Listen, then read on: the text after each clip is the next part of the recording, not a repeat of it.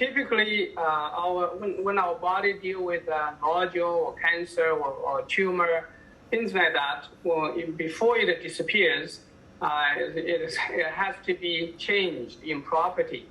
The doctors, when we do a biopsy, when they say it's either blind or it's malignant, when it's malignant or something like that, or even benign, usually it's the more solid it is, the more difficult it is to get out of the body.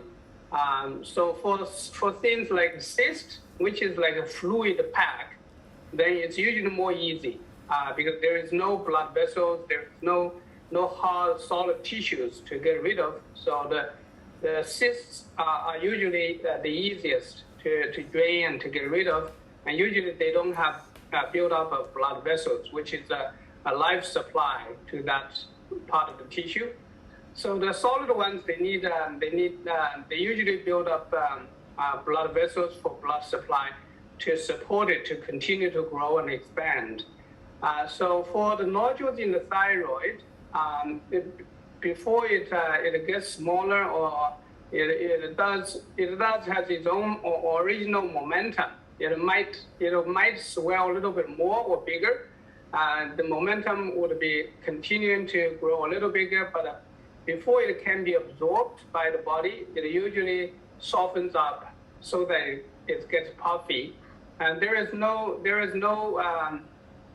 set limit as to how big it gets or how much more it continue to get bigger. But usually probably another 1/3 more bigger than before.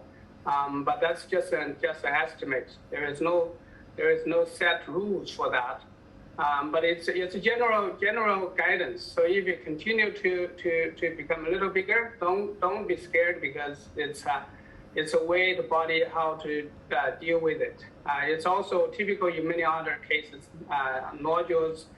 Even we were talking about a fibroid in the uterus that also started to get a little bigger or a little softer, bigger, but then after that it starts to soften up and to start to shrink. So that's typical, and it depends on every person. It varies from person to person. There is no rule as to how big or how long it takes. How much hormone to consume? So usually about the dosage, we usually suggest between 30 to 90 drops a day would be more therapeutic dosage. So some people take a little more, some people take a little less, depending on their budget and their body, how they handle it, how they have any reactions or any type of healing crisis. So 30 to 90 or even 120 would be a reasonable range of variation that you can test out how your body does.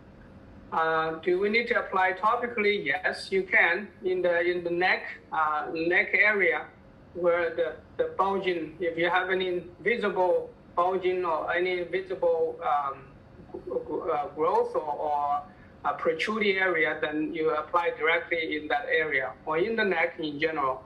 That's the most probably it's going to be helpful.